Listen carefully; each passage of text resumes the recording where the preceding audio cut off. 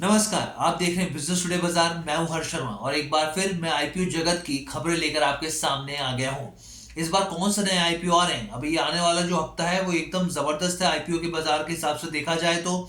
आज जो हम एक खास आईपीओ पर चर्चा करने जा रहे हैं, ग्रे मार्केट में काफी हलचल है इस आईपीओ को लेकर। और साथ ही जो कंपनी के जरिए एंकर इन्वेस्टर के जरिए कुछ शेयर्स अलॉट किए गए और उसमें भी अच्छा खासा बज़ देखने को मिला। तो ये खबर है क्या, आईपीओ है कौन सा, इसके फाइनेंशियल्स कैसे हैं, कौन कौन सी तारीखें आईपीओ से जुड़ी, और कंपनी के पास अभी किस तरीके के प्रोजेक्ट्स हैं, कितनी ऑर्डर बुक है, तमाम सवालों के जवाब लेकर मैं आया हूं। और आपसे बस हर बार की तरह गुजारिश इतनी सी है कि हमारे चैनल को आप लाइक शेयर सब्सक्राइब करना बिल्कुल मत भूलेगा। तो मैं आज जो बात करने वाला हूँ जिस आईपीओ की, उसका नाम है Suraj estate developers. Real estate company है ये। अब सबसे पहले मैं आपको आईपीओ से जुड़ी कुछ इंपॉर्टेंट तारीखों के बारे में बताता हूँ। फिर ग्रे मार्केट के बारे में बताऊंगा कि किस तरीके से चर्चा चल रही है, इसमें कौन से कितने प्रीमियम पर जो है स्टॉक ट्रेड करता हुआ दिख रहा है। इसके अलावा फाइनेंशियल्स पे बात करेंगे, ऑर्डर बुक के ऊपर बात करेंगे, तमाम चीज़ों पे बात करेंगे। तो सबसे पहले ये आईपीओ आने कब जा रहा है? 18 दिसंबर को आने जा रहा है, यानी कमिंग मंडे को ये आने जा रहा है। 20 दिसंबर को ये आईपीओ बंद हो जाएगा, यानी आपके पास टाइम है अभी, और मंडे से शुरू हो रहा है। अब इसका जो प्राइस बैंड है वो कितना है, तो प्राइस बैंड 340 से 360 रुपए तय किया गया है। 340 से 360 रुपए तय किया गया है। एक लॉट में कितने स्टॉक होंगे? 41 स्टॉक होंगे। और अगर आप एक लॉट लेना है तो उसके लिए आपको 14,760 रुपए निवेश करने होंगे, यानी एक तरीके से ब्लॉक हो जाएंगे। अगर आपकी लॉटरी में नंबर आ जाएगा तो वो आपको स्टॉक के जरिए आपके पोर्टफोलियो में चले जाएंगे। ये पिक्चर क्लियर हो गई। कितने रुपए इसके जरिए कंपनी की जुटाने की योजना है? 400 करोड़ रुपए जुटाने की योजना है। कैसे इस्तेमाल करेगी इन रुपए का, ये बहुत काम की बात है, ये मैं आपको आगे चल के बताऊंगा। 400 करोड़ हो गया।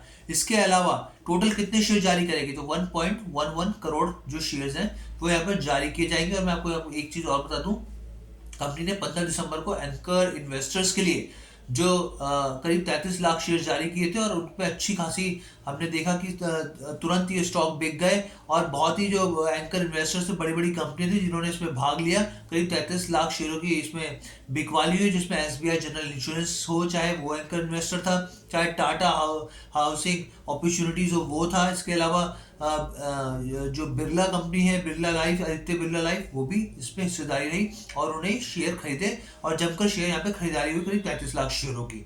तो ये तो आपको मैंने कहानी क्लियर कर दी कि भाई जो डेट्स है वो मैं आपको एक चीज़ और बता दूं कि जो अलॉटमेंट डेट होगी वो 20 तारीख के बाद यानी 21 तारीख होगी, अगले दिन होगी। और खबरों के मुताबिक 26 तारीख को इसकी लिस्टिंग होने जा रही है, यानी क्रिसमस के अगले दिन 26 दिसंबर को।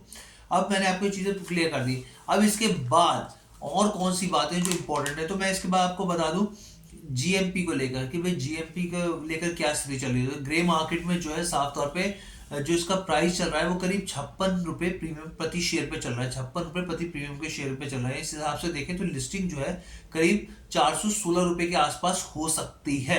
इस तरह की खबरें मीडिया रिपोर्ट्स में चल रही है, हमारी तरफ से कुछ खबरें नहीं है, हवाला मैं मीडिया रिपोर्ट्स के हिसाब से आपको बता रहा हूँ यहाँ पर। और साथ ही मैं आपको बता दूं कि हमारी तरफ से कोई भी खरीदारी की सलाह नहीं होती।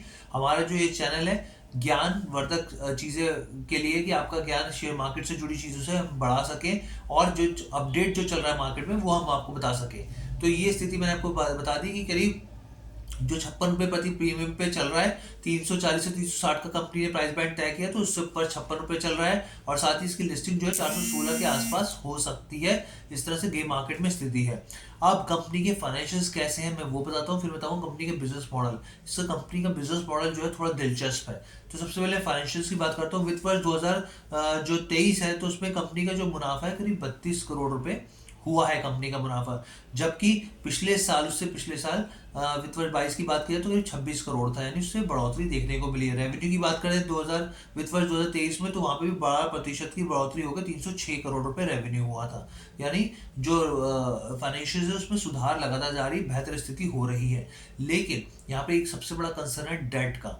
डेट काफ़ी ज़्यादा है कंपनी का, करीब 8% के लेवल पर है आसपास। तो उसका ध्यान रखना होगा आपको, ये सोच के रखिएगा जब भी आप निवेश करें तो इस चीज़ का जरूर ध्यान रखिएगा। और जो ये पैसा 400 करोड़ रुपए में लेगा तो उसमें अच्छा खासा जो अमाउंट है वो डेट चुकाने में जाएगा। उसके अलावा कंपनी जो है वो जमीनों को अधिग्रहण करेगी, प्रोजेक्ट्स पर काम करेगी और जो ऑपरेशंस पे उस पर पैसा खर्च करेगी।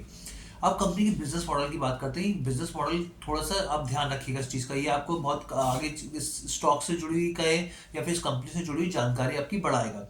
तो ये कंपनी जो एस्टैब्लिश हुई थी 1986 में हुई थी।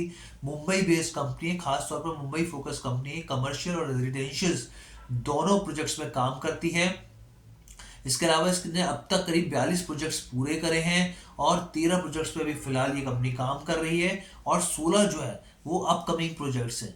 देखिए 42 प्रोजेक्ट्स पूरे कर चुकी है, 13 प्रोजेक्ट्स पर काम कर रहा है और 16 जो है अपकमिंग प्रोजेक्ट्स हैं। कंपनी का जो बेसिकली स्टाइल है, वर्किंग ऑफ स्टाइल, वो साफ तौर पे ये है कि कंपनी क्या करती है कि मान लीजिए कोई बिल्डिंग बहुत ही खस्ता हालत में उसको खरीद लिया, तो उसके बाद क्या हुआ, उसको रीडेवलप करती है। रीडेवलप करने के बाद उसको एकदम 5 स्टार की तरह या फिर बहुत लग्जरी बिल्डिंग के तौर पे डेवलप करती है, चाहे वो कमर्शियल के हिसाब से उनके पास ऑर्डर आए या फिर वो रेजिडेंशियल के हिसाब से आए। तो इस तरीके से कंपनी काम करती है। इससे क्या होता है, कंपनी का जो कहना है साफ तौर पे कि उनको ज़मीन की किल्लत नहीं होती, ज़मीन खरीदने की दिक्कत नहीं होती, कि वो पुरानी हालत में जो बिल्डिंग्स होती हैं, प्लॉट्स होते हैं, उनको खरीदती है, उसके बाद उसको रीडेवलप करती है, रिस्ट्रक्चर करती है और फिर उस तरीके से मुनाफा कमाती है। तो अब लेकिन सबसे बड़ा कंसर्न ये कि पीयर्स जो काफ़ी कंपनियां हैं कंपनी के सामने, या इसकी पीयर कंपनी भी काफ़ी सारी, जो इससे बिल्कुल कड़ी टक्कर कंपनी को मिल सकती है। तो इस चीज़ का आपको ध्यान रखना होगा। डेट सबसे बड़ा कंसर्न है।